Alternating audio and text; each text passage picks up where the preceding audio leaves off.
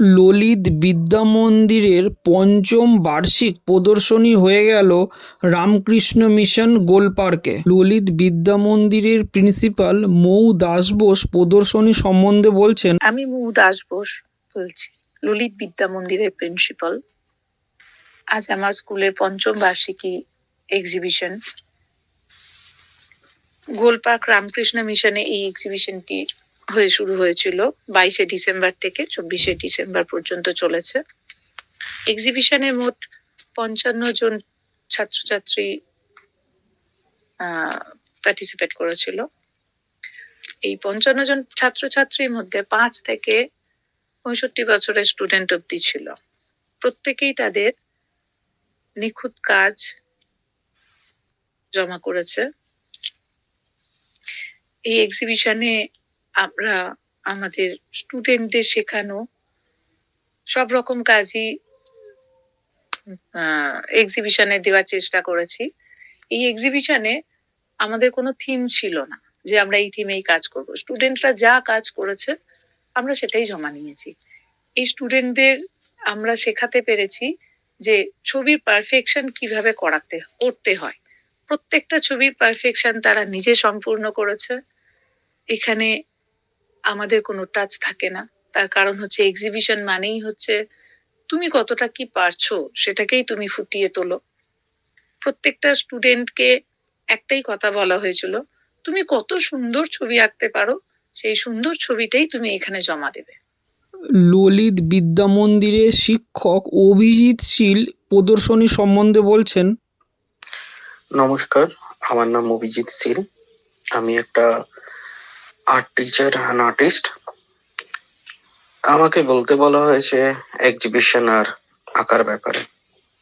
আঁকাটা এমন একটা জিনিস, শব্দ ছাড়া ভাষা, যে ভাষা চলছে অনন্তকাল ধরে। যখন মানুষ বলতে পারতো না, গুহাতে থাকতো, তখন থেকে এই ভাষার উৎপত্তি।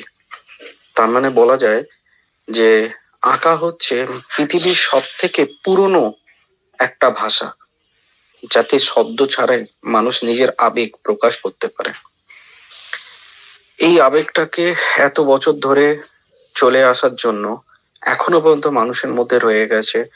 মানুষ নিজের আবেগ এই আঁকার মাধ্যমে একটা আর্টিস্ট তার ক্যানভাস বা তার পেপারে নামায়, আর সেটা একটা প্রদর্শনীর মাধ্যমে সকলের সামনে তুলে ধরে। প্রদর্শনীটা হচ্ছে যেরকম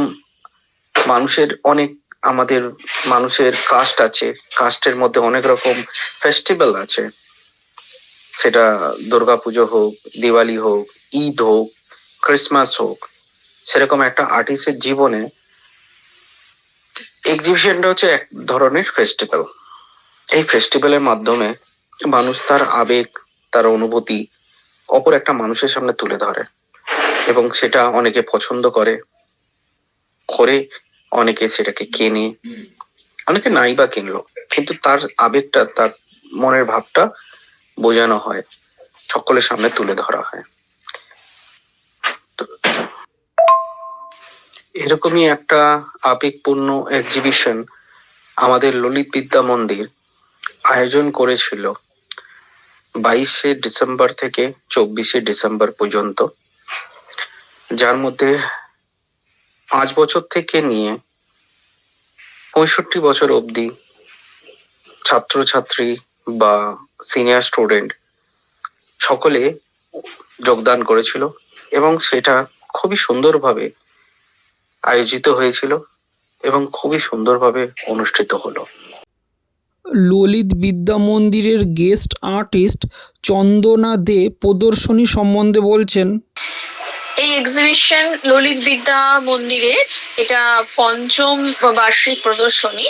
এখানে এই ললিত বিদ্যা মন্দিরে প্রচুর স্টুডেন্ট রয়েছে, তারা তাদের শিল্পকলাকে এখানে প্রদর্শনীতে সবার জন্য সাজিয়েছে। বেশ ভালো লাগছে। আমিও একজন আর্টিস্ট অ্যান্ড রাইটার, আমি চন্দনা দে। এখানে আমাকে ওরা গেস্ট আর্টিস্ট হিসাবে নিয়েছে। এই ললিত বিদ্যা মন্দিরের প্রিন্সিপাল হচ্ছে মৌ দাস বোস। বোস, আর এখানকার শিক্ষক দুজন আছেন, অভিজিৎ শীল আর জয়দেব বোস। এদের যে স্টুডেন্টরা যারা আঁকা দিয়েছে, তাদের আঁকাগুলো এতটাই ম্যাচিওর। ছোট্ট ছোট্ট খুদে শিল্পী হলে কি হবে, তাদের আঁকা দেখে কেউই বলবে না যে এরা এত ছোট ছোট 5 বছর, 7 বছর, 12 বছর, 14 বছরের স্টুডেন্ট। এদের ভীষণ আঁকাগুলো খুবই ম্যাচিওর। আর এই যে সৃষ্টি, এই যে চিত্রকলার সৃষ্টি, এটা যারা শেখাচ্ছেন, আমি বলবো জয়দেব বোস আর অভিজিৎ শীল বা মৌ দাস বোস, যারা এদের শেখাচ্ছেন, তাদেরও শেখানোটা যথেষ্ট কেয়ারিং। না হলে এতটা ভালো প্রদর্শনী হওয়া বা এতটা ছোট ছোট ছেলে মেয়েদের কাছ থেকে এত সুন্দর চিত্র পাওয়া খুবই অসম্ভব। কারণ আজকালকার বাচ্চারা অতটা মানে কি বলবো, অতটা মনোযোগ দিয়ে চিত্রর মানে এক্সিবিশনের জন্য প্রস্তুতি নিয়ে তার আঁকাগুলোকে পরিপাটি করে সুন্দর করে সাজানোর সেই সৃজনশীলতা বা ধৈর্য অতটা থাকে না। কিন্তু এই সৃজনশীলতা বা ধৈর্যটাকে তৈরি করতে শিক্ষকদেরই এগিয়ে আসতে হয়। তো আমি দেখছি যে বা দেখলাম ওইখানে মৌ দাস বোস, জয়দেব বোস আর অভিজিৎ শীলের যে ধৈর্য, এই খুদে চিত্রশিল্পী গুলোকে যেভাবে শিখিয়েছে, আমি তাদের ধৈর্য এবং সৃজনশীলতাকেও আমি স্যালুট জানাচ্ছি। কারণ এতটা কেয়ার নিয়ে যদি না শেখানো হতো তাদের এই যে পরিণাম, যে এত সুন্দর চিত্র দেখে তো মনেই হয় না এত খুদে খুদে চিত্রশিল্পী বা এত খুদে খুদে চিত্রশিল্পী সেই প্রদর্শনীটা করছে, এতটাই ম্যাচিওর।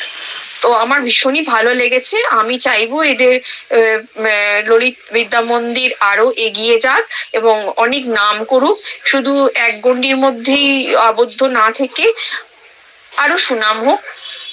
যদি পথ চলতেই হয় তাহলে শুধুমাত্র এখানে নয়, আরো দূর দূরান্ত থেকে ভারতবর্ষের বাইরেও এরা প্রদর্শনী করুক। ললিত বিদ্যা মন্দিরের নাম সবাই যেন পঞ্চমুখে প্রশংসা করে, আর সবাই এই নাম দেখেই যেন তাদের ভালো লাগার জিনিসটা আসে।